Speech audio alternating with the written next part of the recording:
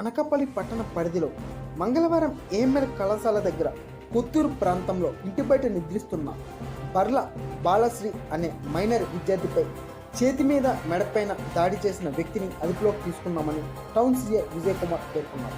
ఈ నేపథ్యంలో ఏర్పాటు చేసిన మీడియా సమావేశంలో ఆయన మాట్లాడుతూ మైనర్ అమ్మాయి తల్లి బర్ల లక్ష్మి ఇచ్చిన ఫిర్యాదు మేరకు తమ కూతురు బర్ల బాలశ్రీపై దాడికి పాల్పడిన వ్యక్తిని అదుపులోకి తీసుకుని పోక్స్కో చట్టం కింద కేసు నమోదు చేశామని పేర్కొన్నారు. అమ్మాయిని ఒక వ్యక్తి మెడపైన అదేవిధంగా చేతిపైన కత్తితో గాయపరిచిన సంఘటన పూర్తి వివరాలు వెరిఫై చేసినట్లయితే వాళ్ళ మదర్ కంప్లైంట్ నిన్న రాత్రి ఇవ్వడం జరిగింది. పర్ల లక్ష్మి వాళ్ళ కూతురు ఎవరైతే ఉన్నారో విక్టిమ్ మైనర్ అమ్మాయి 17 సంవత్సరాలు. ఆమె ఇంటర్మీడియట్ ఫస్ట్ చదివి డ్రాప్ అవుట్ అయ్యి ఇంటికాడ ఉంటుంది.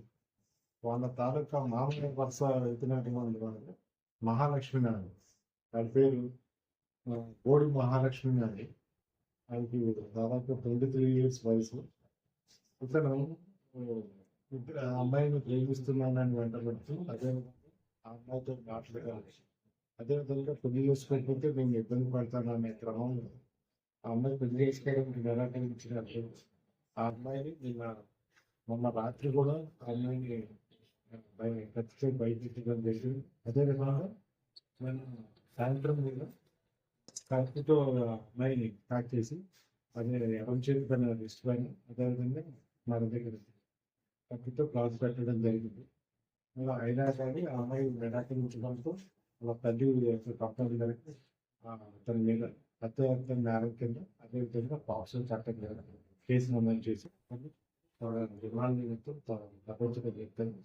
తదుపరి దర్యాప్తులో కూడా ఆ అబ్బాయి ఎందుకోసం చేశాడు, ఎలా చేశాడు, ఇంతమంది ఏమైనా అమ్మాయితో ఇంతమంది ఏమైనా చేశాడా లేదా అనేది పురపరంగా కొద్దిగా విషయాలన్నీ చేసుకుని సపరేట్ తదుపు పద్ధతులు తీసుకురావడం జరుగుతుంది.